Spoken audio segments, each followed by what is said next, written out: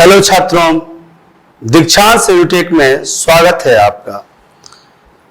आज वर्ग 8 के लिए हिंदी विषय के अंतर्गत पाठ फांसी से पहले, जो सरदार भगत सिंह के जीवनी से लिया गया है। फांसी से पहले इसमें भगत सिंह जी के अंतिम वे दिन जो वह सेंट्रल जेल में व्यतीत किए थे फांसी से पहले। छात्रों, यह पार्ट 2 है। पार्ट 1 का एक रिकैप मैं दे रहा हूं, जिसे ध्यान से सुने। सरदार भगत सिंह ने अपने अंतिम समय में सेंट्रल जेल से 3 पत्र लिखे थे। पहला पत्र उन्होंने लिखा था अपने मित्र बटुकेश्वर दत्त को। बटुकेश्वर दत्त जो उस समय मुल्तान जेल के बंदी थे। बटुकेश्वर दत्त को आजीवन कारावास की सजा मिली थी, जबकि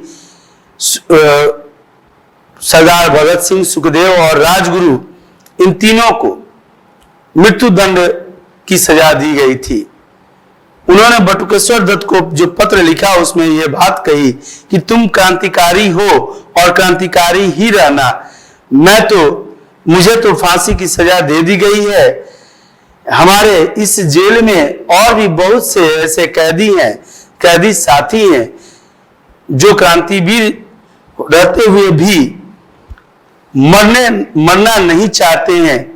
वह सोच रहे हैं कि उनकी जीवन किसी भी तरह से बच जाए, परंतु मैं उस दिन का बेसब्री से इंतजार कर रहा हूं जिस दिन मुझे फांसी चढ़नी है। वह दिन कितना जल्द आ जाए हमारे जीवन में, वह दिन, उसका इंतजार मैं कर रहा हूं, क्योंकि वह जानते थे कि अमरत्व प्राप्त होगा। उस दिन मरना नहीं, अमर होना है। इस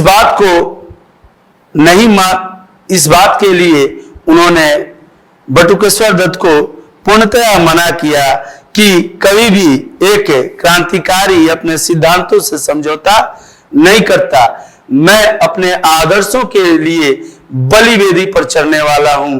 तुम जीवित हो और जीवित रह के दुनिया को यह बताना, अपने देश को यह जताना और दिखाना कि सिर्फ क्रांतिवीर मरता ही नहीं, मरने का नाम नहीं, बल्कि जीवित रह के भी देश में आजादी का, स्वतंत्रता का बिगुल बजा करके स्वतंत्र देश को स्वतंत्र आजाद करा सकता है।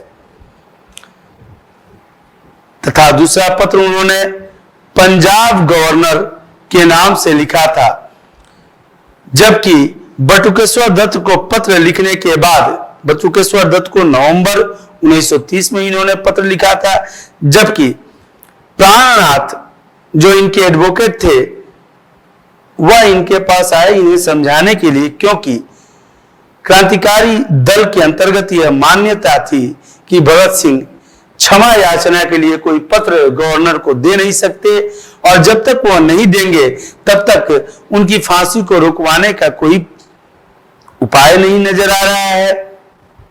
अतएव प्राणनाथ एडवोकेट को उनके यहां भेजते हैं लोग, क्योंकि उनकी बात वह मानते हैं। जब प्राणनाथ ने उन्हें घुमा फिराकर क्षमा याचना के लिए प्रार्थना पत्र देने की बात कही और उसमें कहा कि सिर्फ आप हाँ कहिए ना, मैं लेटर ऐसा बनाऊंगा जिसमें आपके सम्मान को कोई ठेस नहीं पहुंचेगी। ये बात सुनते ही सुखदेव और राजगुरु तो उनके ऊपर विफर पड़े, गुस्सा गए, परंतु भगत सिंह ने कहा कि ठीक है, लिख कर लाइए, देखते हैं। अगले दिन जब 19 तारीख को उन्होंने भेंट किया था 1930 में, लेकिन जब 20 तारीख को वो अगले दिन पहुंच रहे हैं तो जेल में पहले ही उन्होंने कहा कि मैं तो पंजाब गवर्नर को पत्र भेज चुका हूं। और उस पत्र में उन्होंने जो लिखा था उसके अधूरे पन्ने को हमने पार्ट 1 में पढ़ा। उस पत्र में उन्होंने स्पष्ट रूप से लिखा था कि आप ही के न्यायालय द्वारा यह सिद्ध किया गया है कि युद्ध चल रहा है, और युद्ध चल रहा है तो इसके 2 अर्थ निकलते हैं। पहला तो ये कि हम जो है वह युद्ध बंदी है, तो फिर अपराधी कैसे? तो फिर युद्धबंदी को युद्धबंदी के हिसाब से ही आपको रखना चाहिए। और दूसरी बात यह है कि अंग्रेज जाति और अंग्रेज जाति और भारतीय जनता के बीच एक द्वंद्व चल रहा है, और यह द्वंद्व निसंदेह तभी जाके संपूर्ण होगा जब भारत के जनता की बात रख ली जाएगी। और भारत की जनता यही चाहती है कि हमें स्वतंत्र कर दो, हम किसी के गुलाम नहीं रहना चाहते। इसके बाद उसी पत्र का हिस्सा है, यहां आइए आगे देखते हैं। प्रथम व्याख्या पर, जो प्रथम व्याख्या है कि ये युद्धबंदी है, प्रथम व्याख्या पर हम जरा विस्तार के साथ प्रकाश डालना चाहते हैं। हमारे विचार से प्रत्यक्ष रूप में ऐसी कोई लड़ाई छिड़ी हुई नहीं है, और हम नहीं जानते कि युद्ध छिड़ने से न्यायालय का क्या आशय है। भाई युद्ध तो युद्ध भूमि में होता है, वहां सब कुछ जायज होता है, वहां न्यायालय नहीं होता, और ना ही किसी को मरने मारने के लिए दंडित किया जाता है। प्रत्यक्ष रूप से ऐसी कोई लड़ाई नहीं छिड़ी हुई है, और इससे न्यायालय का कोई आशय नहीं है, परंतु हम इस व्याख्या को स्वीकार करते हैं कि इसके साथ ही हम इसे इसके ठीक अर्थों में समझना चाहते हैं। क्या समझना चाहते हैं? हम यह कहना चाहते हैं कि युद्ध छिड़ा हुआ है, और यह युद्ध तब तक चलता रहेगा जब तक कि शक्तिशाली व्यक्ति भारतीय जनता और श्रमिकों को आय के साधनों पर अपना एकाधिकार जमाए रहेगी। शक्तिशाली व्यक्ति अर्थात अंग्रेज, साम्राज्यवाद की तरफ उन्होंने इशारा किया।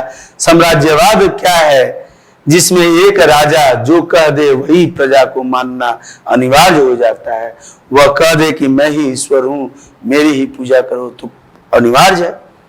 जालियांवाला बाग हत्याकांड, ऐसे कई विपदाओं से घिरा हुआ भारत हमारा, लोग चलते रहते थे राहों पर, अपने खेतों से लौटते थे, अंग्रेज को उसका सूरत अच्छा नहीं लगता था, वो अपना चाबुक निकालता था और मारना शुरू कर देता था। ऐसा क्यों करता था? क्या अधिकार बनता था? मात्र एक ही बात थी, साम्राज्यवाद।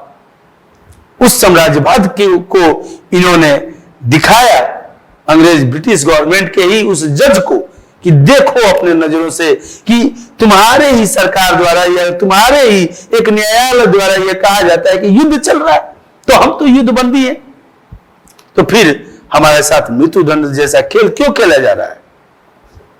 और अंत में जिस सजा की बात उन्होंने की, वो सजा काबिले तारीफ है और फख्र करने वाला है इस हृदय को कि हाँ, हम भारतीय हैं, अपना एकाधिकार जमाए रखेंगे।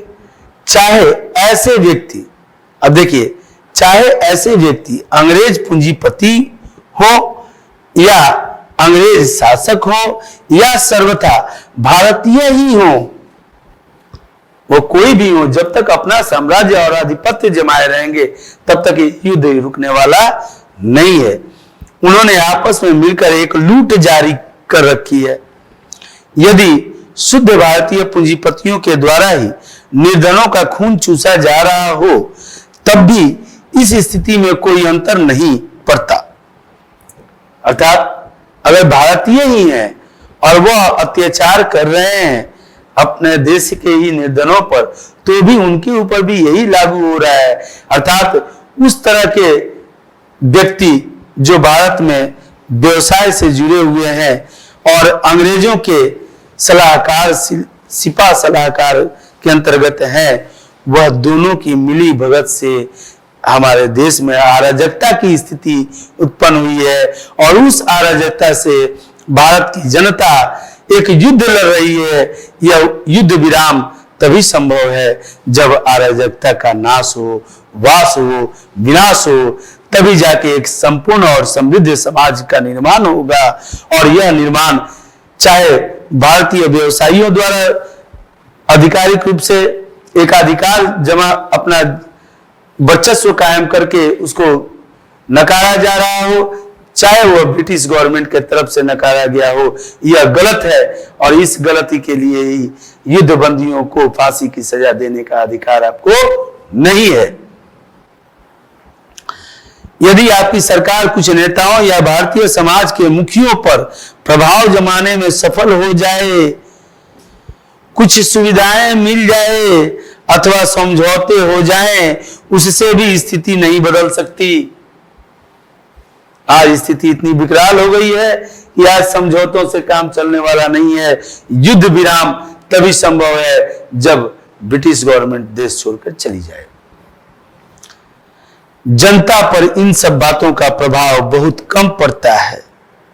समझौते का, मीटिंग का, कुछ प्रलोभन दे करके इन सब बातों का प्रभाव जनता पर अब नहीं पड़ रहा है, क्योंकि कई बार 200 साल से धोखे खा रहे हैं। अब कितना खाएं, खाते खाते मन भर गया। अब जाओ, छोड़ो, भागो देश, नहीं तो ये युद्ध विराम नहीं होगा। एक भगत को मारोगे, कई भगत जन्म लेंगे, युद्ध विराम तो नहीं होगा।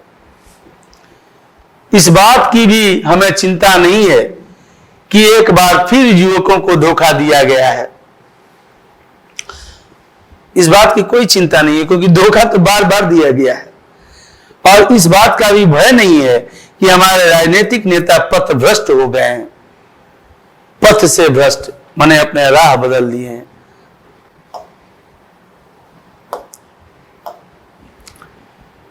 और वे समझौते की बातचीत में इन निरपराध, बेघर और निराश्रित बलिदानियों को भूल गए हैं, जिन्हें दुर्भाग्य से क्रांतिकारी दल का सदस्य समझा जाता है। हमारे राजनीतिक नेता उन्हें अपना शत्रु समझते हैं, क्योंकि उनके विचार में वे हिंसा में विश्वास रखते हैं। इन्होंने सारी बातें शालीनता के साथ जिस तरह से वितांत वर्णन किया है, वैसा निसंदेह एक योग्य शिक्षित वह नेशनल कॉलेज के स्टूडेंट थे। जब भारत में क्रांतिकारी गतिविधियां तेज हुई, वह वहां से आकर के और भारतीय स्वतंत्रता आंदोलन में अपना कदम पुख्ता रूप से रखे और ऐसा रखे कि अमरत्व ही प्राप्त किया। जिन्हें दुर्भाग्य से क्रांतिकारी दल का सदस्य समझा जाता है, हमारे राजनीतिक नेता उन्हें अपना शत्रु समझते हैं, क्योंकि उनके विचार में वे हिंसा में विश्वास रखते हैं। हमारी वीरांगनाओं ने अपना सब कुछ बलिदान कर दिया, महिलाएं भी पीछे नहीं थी। उन्होंने अपने आप को भी निछावर कर दिया, परंतु आपकी सरकार उन्हें विद्रोही समझ रही है। आपके एजेंट भले ही झूठी कहानियां बनाकर उन्हें बदनाम कर दें और दल की ख्याति को हानि पहुंचाने का प्रयास करें, परंतु युद्ध चलता रहे। युद्ध नहीं थमने वाला। आप चाहे जो भी प्रयास कर लीजिए, लॉर्ड गवर्नर पंजाब, ये युद्ध विराम होने वाला नहीं है। ये युद्ध तो अंजाम तक पहुंचने वाला है। यह युद्ध तो तब तक चलते रहेगा जब तक ब्रिटिश गवर्नमेंट अपना यहां से बोरिया बिस्तर बांधकर अपने देश को नहीं लौटती। उन्होंने स्पष्ट रूप से यही बात कही थी। हो सकता है कि यह युद्ध भिन्न भिन्न रूप ग्रहण करे, अलग अलग रूप में होगा। कभी यह युद्ध प्रकट रूप ले ले, कभी गुप्त दशा में चलता रहे, कभी भयानक रूप धारण कर ले, कभी किसानों के स्तर पर जारी रहे, और कभी युद्ध इतना भयानक हो जाए कि जीवन और मरण की बाजी लग जाए। चाहे कोई भी परिस्थिति हो, इसका प्रभाव आप पर पड़ेगा। चाहे कोई भी परिस्थिति हो, इसका प्रभाव किस पर पड़ेगा? आप पर पड़ेगा। आप पर मतलब किस पर? ब्रिटिश गवर्नमेंट पर पड़ेगा प्रभाव। युद्ध विराम नहीं होगा, युद्ध तो अपने अंजाम तक पहुंचेगा। यह आपकी इच्छा पर है कि आप जिस परिस्थिति को चाहे चुन लें। वाह, क्या बात कही उन्होंने। क्षमा याचना नहीं, याचक बनकर नहीं, बल्कि दाता बनकर खड़े हैं कि चुन लो जो भी स्थिति चुनना चाहते हो, तुम्हें युद्ध विराम चाहिए या युद्ध का अंजाम चाहिए, प्रभाव तो तुम्हारे ऊपर ही पड़ेगा। अब तुम्हारी वो स्थिति हो गई है ब्रिटिश गवर्नमेंट कि हमें चाहे हमारे ही देश के हमारे नेतागण ये समझते रहे कि हम हिंसावादी हैं, ऐसा नहीं है। लेकिन मेरी ये हम क्रांतिवीरों की हिंसावादिता ही है जो आपको मजबूर कर दिया है। आज आप जो भी चुनते हो राह, वो आपको प्रभावित करने वाला होगा। यह आपकी इच्छा पर निर्भर करता है कि आप जिस परिस्थिति को चाहे चुन लें, परंतु यह युद्ध चलता रहेगा। इसमें छोटी छोटी बातों पर ध्यान नहीं दिया जाएगा। बहुत संभव है, माने छोटी बात कह रहे हैं अपनी मृत्यु को, अपने फांसी को, इन बातों पर उतना ध्यान नहीं दिया जाएगा, युद्ध तो चलेगा। यह युद्ध भयानक रूप धारण कर ले और उस समय तक समाप्त नहीं होगा जब तक, यह हो सकता है कि युद्ध भयानक रूप धारण कर ले और तब तक, जब तक समाप्त नहीं होगा, तब तक कि समाज का वर्तमान ढांचा समाप्त नहीं हो जाता। माने आज जो सामाजिक ढांचा बना हुआ है इस देश में प्रजातंत्र के अंतर्गत, साम्राज्यवाद के अंतर्गत, वह गिराना पड़ेगा और जब गिरेगा तभी जाके स्थितियां बदलेंगी, नहीं तो युद्ध थमने वाला नहीं है।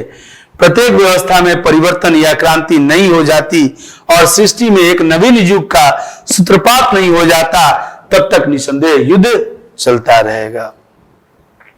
निकट भविष्य में यह युद्ध अंतिम रूप में लड़ा जाएगा और यह निर्णायक होगा। साम्राज्यवाद या पूंजीवाद कुछ समय के मेहमान हैं, यानी इन्हें तो भागना ही पड़ेगा, कोई उपाय अब नहीं है। यही वह युद्ध है जिसमें हमने प्रत्यक्ष रूप से भाग लिया है और यही वो युद्ध है जिस युद्ध में हमने भाग लिया है, वो भी प्रत्यक्ष रूप से। हम इसके लिए अपने ऊपर गर्व करते हैं कि युद्ध हमने प्रारंभ ही किया है और ना हमने प्रारंभ ही किया है और ना हमारे जीवन के साथ यह युद्ध समाप्त होगा। हम तो इसके बीच के हिस्से हैं, इस युद्ध के। युद्ध प्रारंभ हो चुका है और अंतिम अंजाम तक पहुंचने के तरफ अग्रसर है। मैं तो एक सैनिक मात्र हूं जो इस युद्ध में हिस्सा लिया और हिस्सा लिया तो गर्व करता हूं इस बात के लिए कि मैंने हिस्सा लिया और मैंने अपना काम किया। हमारी सेवाएं इतिहास के उस अध्याय के लिए मानी जाएंगी जिसे यतीन्द्रनाथ और भगवती चरण के बलिदानों ने विशेष रूप से प्रकाशमान कर दिया है। उनके बलिदान महान, वो क्रांतिकारी इनसे पहले फांसी के फंदे पर झूल चुके थे। यतीन्द्रनाथ बोस और भगवती चरण, यह दोनों क्रांतिकारी थे और इन्हें भी फांसी का सजा सुनाया गया था, इन्हें फांसी हो चुकी थी। उनके बलिदानों को उन्होंने महान बताया और क्यों न बताते, वास्तव में उनकी बलिदानी महान ही थी। जहां तक हमारे भाग्य का संबंध है, हम पूरा जोर देकर आपसे यह कहना चाहते हैं कि आपने हमें फांसी पर लटकाने का निर्णय कर लिया है। आप ऐसा करेंगे ही, निर्णय क्या लिया है, आप मुझे फांसी पर लटकाएंगे, चाहे मैं जो भी आपको लिख के दूं। आपके हाथों में शक्ति है और आपको अधिकार भी प्राप्त है, परंतु इस प्रकार आप जिसकी लाठी उसकी भैंस वाला सिद्धांत ही अपना रहे हैं और उस पर कटिबद्ध हैं। हमारे अभियोग की सुनवाई इस वक्तव्य को सिद्ध करने के लिए पर्याप्त है। हमारी अभियोग की सुनवाई इस वक्तव्य को सिद्ध करने के लिए पर्याप्त है। ये जो भी बातें मैंने आपको लिखी है वो अभियोग पक्ष के तरफ से दिया गया है। हमने कभी कोई प्रार्थना नहीं की और अब भी हम आपसे किसी प्रकार की दया प्रार्थना नहीं चाहते। मैंने हमने कभी यह हमारा वक्तव्य जो है इस बात को सिद्ध करता है, गवाही देता है हमारे अभियोग के द्वारा कि हमने आपसे कोई याचना नहीं की। मैं याचक हूं ही नहीं, मैं तो सैनिक हूं। सेना का एक हिस्सा हूं। मैं तो अपना काम किया, मैंने युद्ध किया और युद्ध में मैं मर भी सकता हूं और मार भी सकता हूं, उसमें न्यायालय हस्तक्षेप नहीं करता और करना भी नहीं चाहिए, जो कि आप लोग अपने ही सिद्धांतों से विलग होकर के हमें मृत्यु दंड दे रहे हो। फिर भी मैं आपसे याचना नहीं करने जा रहा। भले ही मार दो, आप तो ले लिए हो निर्णय और मारोगे भी, मैं जानता हूं, मार। लेकिन यह युद्ध रुकने वाली नहीं है, यह अपने अंजाम तक पहुंचने वाली है। हम आपसे किसी प्रकार की दया की प्रार्थना नहीं करते। हम आपसे केवल यह प्रार्थना करना चाहते हैं कि आपके सरकार के ही एक न्यायालय के नियम के अनुसार हम पर युद्ध जारी रखने का अभियोग है और इस स्थिति में हम लोग युद्ध बंदी हैं और इसी आधार पर हम आपसे मांग करते हैं कि हमारे प्रति युद्ध बंदियों जैसा व्यवहार किया जाए। और क्या किया जाए? हमें फांसी देने के बदले गोली से उड़ा दिया जाए, बीच चौराहे पर खड़ा करा करके गोली मारो सीने में। हम युद्ध बंदी हैं ना, हमने युद्ध किया है। युद्ध बंदियों को फांसी नहीं, गोली मारी जाती है। गोली मारो, मुझे फांसी नहीं चाहिए। यह जिगरा, यह हिम्मत एक भारतीय नौजवान का ही हो सकता है। इतना बड़ा हृदय, इतना बड़ा सीना, यूं ही भारत के प्रधानमंत्री का 56 इंच का सीना नहीं होता। हम भारतीयों के, हम 1.5 अरब जनसंख्या वाले देश के भारतीयों का हम अनेकता में एक हैं। हम खंडित होने के बावजूद भी अखंड हैं। हम उस देश के वासी हैं जिस देश में पवित्र धारा गंगा की बहती है। हम उस देश के वासी हैं जिस देश में हिमालय जैसा विकराल विशाल पर्वत खड़ा है। हम उस देश के वासी हैं जहां कलरव करती हुई नदियां चौओर 108 रूपों में देश के विभिन्न प्रांतों में बहती हुई निर्मल जल और पशु पक्षियों सहित समस्त मानव जाति को अपना अगाध प्रेम देती है। हम प्रेम देने वाले हैं। हम हिंसात्मक नहीं, हम अहिंसावादी हैं। परंतु हम भारतीय जो ना छेड़े उसे छूते भी नहीं और जो छेड़ दे उसे छोड़ते भी नहीं। हमने छोड़ा भी नहीं और हम तो उस उस युद्ध में अपनी अहम भूमिका निभा करके गर्वान्वित महसूस कर रहे हैं। मार दो मुझे, लेकिन मारना ही है तो फांसी ना, गोली मारो। हम युद्ध बंदी हैं। इसलिए छात्रों, आशा करते हैं कि आपको इस पाठ में समझ में आया होगा अच्छे से और अच्छे से तैयारी भी हुई होगी। अतः अगले पार्ट, इसका अंतिम पार्ट, 3rd पार्ट में जब हम लोग मिलेंगे तो यह पाठ पूरा कंप्लीट हो जाएगा। अगले पार्ट में फिर मिलते हैं। तब तक के लिए धन्यवाद। आपका दिन मंगलमय हो।